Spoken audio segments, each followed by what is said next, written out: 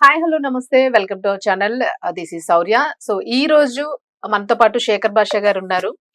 Casting couch అనేది అసలు నిజంగానే ఉందా అనే వాదన చాలా ఇయర్స్ గా కూడా వినిపిస్తుంది. ఇది ఒక సినీ ఇండస్ట్రీలోనే కాదు, ఇతర ఇండస్ట్రీలోనే అనేక పరిశ్రమల్లోని పనిచేసే చోట ఆఫీసెస్ లో కూడా దీన్ని ఎదుర్కొంటున్నారు అని చెప్పేసి మహిళలు ఎప్పటికప్పుడు కూడా ఆరోపిస్తూ ఉన్నారు. అలాగే కొంతమంది పురుషుల మీద కూడా ఇది జరుగుతోంది అని అంటున్నారు. అసలు రియాలిటీగా ఇది ఉందా లేదా? అలాగే ఈ రోజు చిరంజీవి గారు కొన్ని ఒక సక్సెస్ఫుల్ మీట్ లో వ్యాఖ్యలు చేశారు. అవి కొంతమంది తీసుకోగలుగుతున్నారు, కొంతమంది తీసుకోలేకపోతున్నారు. So what is the truth అనేది ఒకసారి భాష గారితో మాట్లాడదాం. Hi sir. ఏమో.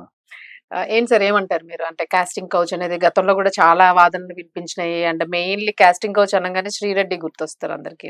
ఒక పెద్ద పోరాటమే చేసింది ఆమె. మీరు అది కాస్టింగ్ కోచ్ అగెనిస్ట్ గా కాదు, కాస్టింగ్ కోచ్ చేయించుకొని తర్వాత నాకు రోల్ ఇవ్వలేదు. అసలు కాస్టింగ్ కోచ్ వద్దు అని పోరాటం చేయడం కాదు, రోల్ ఇవ్వలేదు. అది కాస్టింగ్ కౌచ్ అనేది ఉంది అని చెప్పేసి, జరుగుతుంది అని చెప్పేసి అన్నదా. ప్రాసిక్యూషన్ ఉందా లేదా అంటే అవును, అది ఉంది. అది ఎలా ఉందో ఇది కూడా అలాగే ఉంది.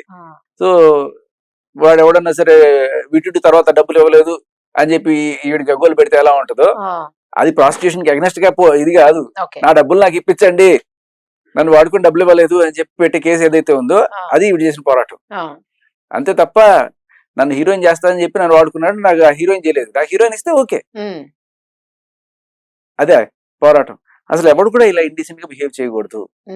రీసెంట్ గా లైమ్ లైట్ లో ఉన్న సదరు యాంకర్ కమ్ యాక్టర్ ఆవిడ ఒక ఇంటర్వ్యూ చేశారు. నన్ను అడుగుతారండి, ఈ మధ్యకాలంలో ఒక పెద్ద హీరో అడిగాడండి నన్ను, అలాగే నన్ను ఒక డైరెక్టర్ కూడా అడిగారండి, ప్రొడ్యూసర్ అడిగాడో లేదో తెలియదండి, వీళ్ళిద్దరు అడిగారు. సందేహం కూడా అంటే అడిగారు, అడిగిన ఇది కామన్ అండి, ఇది కామన్ ఇక్కడ అని ఆవిడ చెప్తుంది. ఇది కామన్, మనకి ఇష్టం ఉంటే ఇష్టం ఉందంటారు, లేకపోతే లేదంటారు. అంటే ఎంత నార్మలైజ్ చేసేస్తున్నారు వీళ్ళు దీన్ని.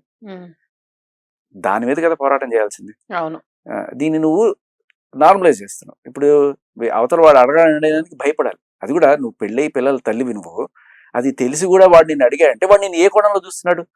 నేను ఒక మహిళగా గౌరవిస్తున్నాడా, లేకపోతే నేను వేరే రకంగా ఊహించుకొని వస్తావా అని అడిగితే వస్తుంది అనుకునే టైప్ లో వాడు నిన్ను అడుగుతున్నాడా?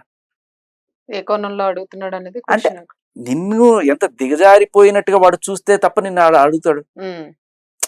సరే, ప్రేమిస్తున్నాను అనడం వేరు, లేకపోతే పెళ్లి చేసుకుందాం అనడం వేరు. లేదు ఇలా వెళ్దాం పదా లాంగ్ డ్రైవ్ కి వెళ్దాము, తమిళనాడులో లాంగ్ డ్రైవ్, ఇక్కడేమో కమిట్మెంట్. ఇవి కోడ్ లాంగ్వేజ్. తమిళనాడులో లాంగ్ డ్రైవ్ తమిళ ఇండస్ట్రీలో, తెలుగు ఇండస్ట్రీలో కమిట్మెంట్. సో ఇలా, లేకపోతే ఏదో one night stand what ever, let's have fun, ఇటువంటి ఏవో మాటలు ఉంటాయి అన్నప్పుడు. అంటే నిజంగా ఆత్మగౌరవం ఉన్న ఎవరన్నా ఉంటే మహిళ అక్కడ, లేకపోతే కొట్టడమో లేకపోతే చెప్పుదీసి కొడతా అనే వచ్చేయడమో, ఎట్ట కనబడుతున్నారు నీకు అన్నవారు లేదండి అన్నారనుకోండి. సో దట్స్ ఓకే, ఎందుకంటే అది కూడా మనం అర్థం చేసుకోవచ్చు. ఒక దీంట్లో ఏంటి, ముళ్ళ మీద పడ్డ గుట్టలాగా ఎందుకు మనం పని చేసుకోవాల్సిన, రేపు ఒకళ్ళు మొహం చూసుకోవాల్సి వచ్చినప్పుడు. కానీ ఇటువంటి వాళ్ళు బయటకు వచ్చి నీతులు చెప్పకూడదు. నేను మహిళా సమాజానికి పోరాటం చేస్తా అని చెప్పకూడదు. ఇలాగే ఎవరైనా సరే, ఇప్పుడు ఆవిడ ఉన్నారు చిన్మయి, ఆవిడ మీటూ మూమెంట్ ఒకటి తీసుకొచ్చారు. ఆవిడ ఎవరో ఇలా ఇండిసెంట్ గా ఒక లిరిక్ రైటర్ వైరముత్తు గారు ఏదో అడిగారని చెప్పి ఆయన మీద ఆరోపణ చేశారు. ఆరోపణ చేసినప్పుడు కనీసం పోలీస్ కంప్లైంట్ అయినా ఇచ్చారా? ఇలా ఈవిడ దగ్గర 100 మంది చేశారు చెప్పి కనీసం ఒక పోలీస్ కంప్లైంట్ అయినా ఇచ్చారు. అంటే సార్ ఇలా చేశారు అంటే అది కూడా ఒక హైప్ కోసం చెప్పుకోవడమా, లేకపోతే ఏంటి? అది నేను చెప్పలేను. కానీ ఒకవేళ నిజంగా నీకు ఈ సమస్య మీద చిత్తశుద్ధి ఉండి పోరాడాలంటే కనీసం వెళ్ళి పోలీస్ కంప్లైంట్ ఇచ్చావా, ఇలా జరిగింది, ఇలా అడుగుతున్నారు అని చెప్పి. ఆధారాలు లేకపోయినా పర్లే, కనీసం పోలీస్ కంప్లైంట్. ఇవాళ రేపట్లో ఎట్లా ఉందంటే పోలీస్ సిస్టము, ఆధారాలు కావాలంటే తర్వాత, ఫస్ట్ అయితే కేసు అవుతుంది, తర్వాత విషయం తర్వాత. ఇది చేయడం మానేసి చాలా మంది ఉన్నవాళ్ళు ఇక్కడ ఇలా కొంతమంది అడిగినప్పుడు నిజంగా నిన్ను అవమానించినట్టు. ఇప్పుడు సరే నువ్వు పెళ్లి కాని అమ్మాయి అనుకో, ఎవరైనా అడిగారంటే సరే వెళ్దాం లాంగ్ డ్రైవ్కి వెళ్దాం ఇట్లా అడిగినప్పుడు సరే మేబీ దాంట్లో వాళ్ళు they will get to know each other. అవతల పక్క వాడు కూడా పెళ్లి కాని వాడు అయ్యి ఉంటే, ఒకవేళ పెళ్ళైన డైరెక్టర్ పెళ్ళైన హీరోను నిన్ను అడిగాయంటే దాని అర్థం ఏంటి, వేరే రకంగా నేను అనుకున్నాడు. అలా కాకుండా ఒక పెళ్లి కాని డైరెక్టర్, పెళ్లి కాని ప్రొడ్యూసరు, హీరోను, ఒక పెళ్లి కాని అమ్మాయిని అలా సరే మనం బయటకు వెళ్దాం, సరదాగా సినిమాకి వెళ్దాం ఎక్కడికన్నా అనుకో, సరే వెళ్ళినా కూడా they'll get to know each other. ఒకవేళ నచ్చితే ఇద్దరు పెళ్లి చేసుకుంటారు, what ever, on good note. ఒక పెళ్ళైన హీరో కానీ లేకపోతే ఈవిడికైనా సరే పెళ్ళి అంటే ఇలా అడగడం అనేది ఖచ్చితంగా ఒక ఇండీసెంట్ ప్రపోజల్. చాలా చిల్లరగా అవతల వాళ్ళని చూసినట్టు. అవును నీ మీద వాళ్ళకున్న ఒపీనియన్ ఏంటంటే నువ్వు అది అవును అలా డిసైడ్ అవ్వచ్చు. అది నిన్ను డైరెక్ట్ గా ఎవరన్నా ఇదే మాట అంటే నువ్వు ఎంత హర్ట్ అవుతావో, అది డైరెక్ట్ వస్తావని అడిగినట్టే కదా. అంతే అంతే. ఎంత చిల్లర అది. అవును. నాకు తెలిసిన అమ్మాయిలమ్మ కొంతమంది ఇండస్ట్రీలో చాలా అందగత్తెలు, వాళ్ళు అంటే ఒక కొన్ని ఆడిషన్స్కి వెళ్ళినప్పుడు కమిట్మెంట్ ఇట్లాంటి మాటలు మాట్లాడినప్పుడు అక్కడ ఆన్ ద స్పాట్ చెప్పు తీసుకు కొడతా అని చెప్పి వచ్చింది. ఓకే, మీరు చూసారు అట్లాంటి సన్నివేశాలు? తను చెప్పింది నాకు, నేను చూడలే. ఓకే, వాళ్ళు చెప్పింది సార్, అమ్మాయి డైరెక్ట్ గా అమ్మాయి చెప్పింది నాకు. రెస్పెక్ట్ అటెండ్ వాళ్ళకి, నిజం చెప్తున్నాను కదా, హ్యాట్స్ ఆఫ్. అలా ఉండాలి. చిరంజీవి గారు కూడా చెప్పేది అదే, ఇలా ఉండండి, ప్రొఫెషనల్ గా ఉండండి. ఎవడన్నా అడగాలంటే ఫస్ట్ భయం వేయాలి. అవును. కానీ వీళ్ళకి ఏంటంటే ఇటువంటి వాళ్ళు ఎవరైతే ఉన్నారో, లేదులేండి సార్ ఇప్పుడు కాదు సార్, లేదు సార్ నేను కొంచెం బిజీ, అంటే వీళ్ళకి అవకాశం కావాలి అట్లా అని. ఇటువంటి వాళ్ళు ఎవరైతే ఉంటారో దీన్ని తప్పు కాదు అన్న కోణంలో తీసుకెళ్లే వాళ్ళు మహిళలు ఎవరైతే ఉంటారో వాళ్ళ వల్ల ఈ వీళ్ళకి ధైర్యం వస్తుంది. అవును, వీళ్ళు అడుగుతారు.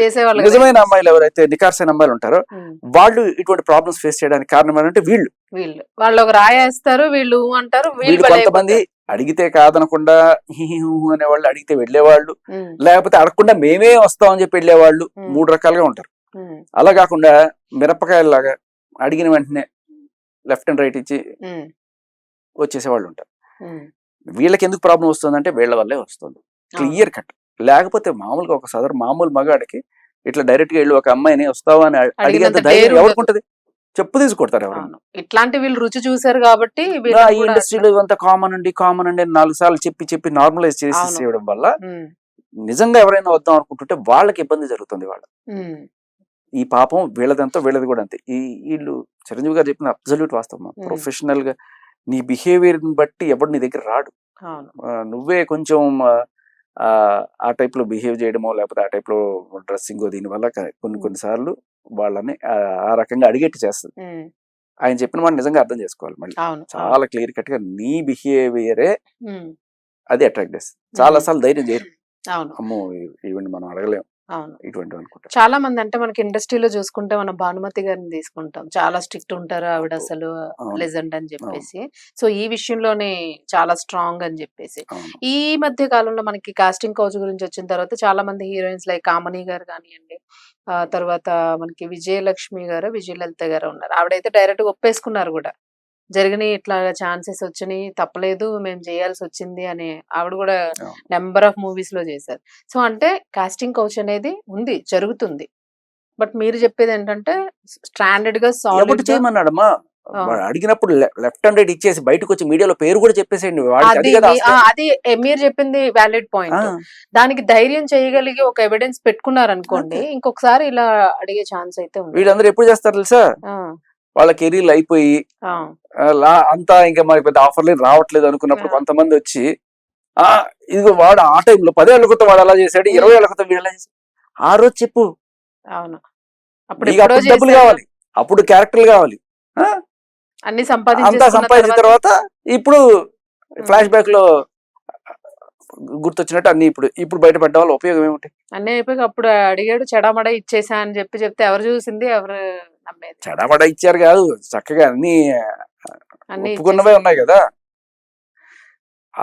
అదే చెప్తున్నా, ఇప్పుడు ఎవరైనా సరే అడిగిన వెంటనే లెఫ్ట్ అండ్ రైట్ ఇచ్చి బయటకు వచ్చి మీడియాలో వాళ్ళ పేరు చెప్పి పోలీస్ స్టేషన్ కి వచ్చి కంప్లైంట్ పెట్టండి, ధైర్యం చేయాలి. ఇది చేస్తే కదా నలుగురు చేయండి, ఇంకో 5వ మిమ్మల్ని అడగడానికి భయపడతాడు.